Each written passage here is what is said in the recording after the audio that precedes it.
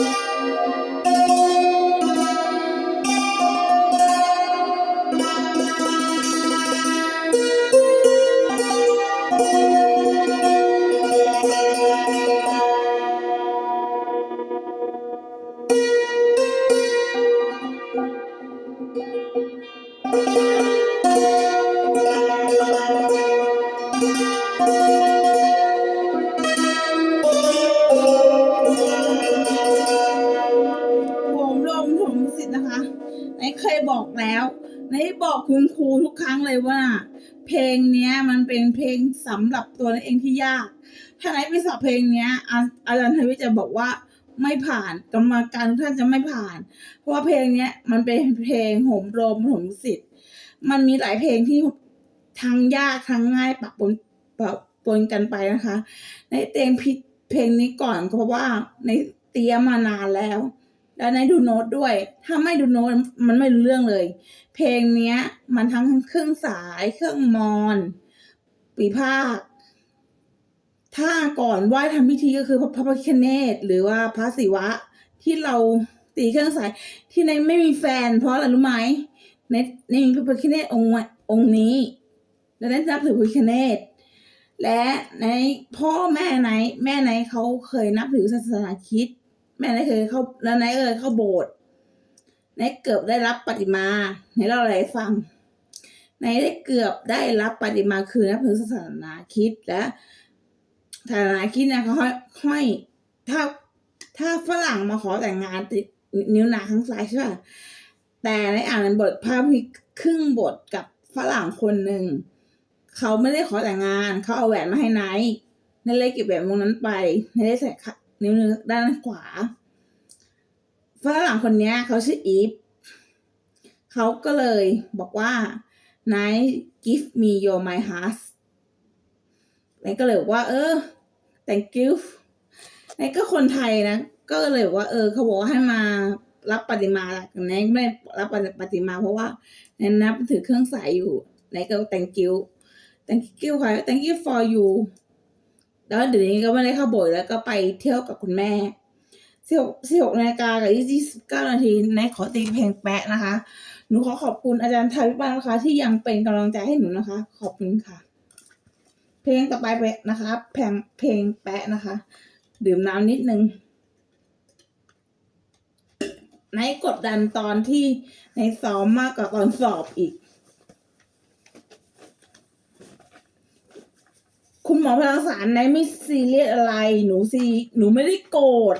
หนูซีเรียสที่ว่าหมอไปมีคนอื่นไหนไม่ได้โกรธหมอไปมีคนอื่นเข้าใจไหมคะ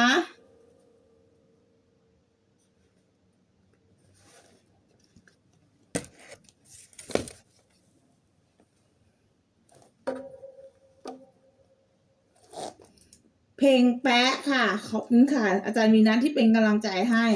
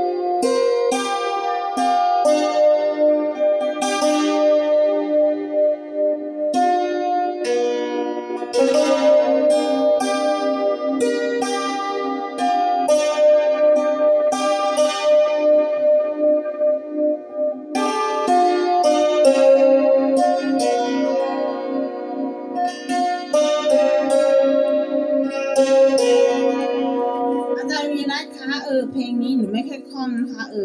ก็พอไปได้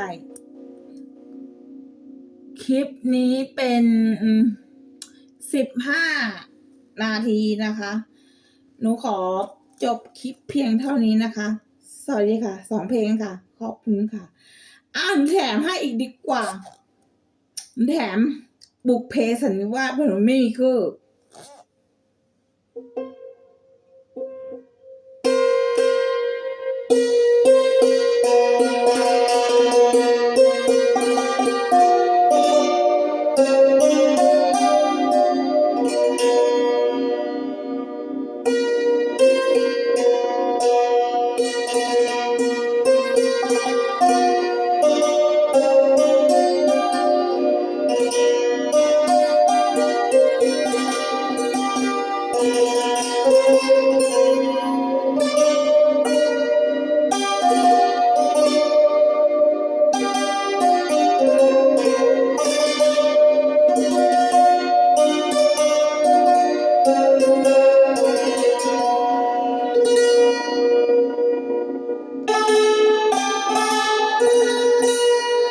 จบค่ะ ขอบคุณค่ะท่านอาจารย์ทุกท่าน สวัสดีค่ะ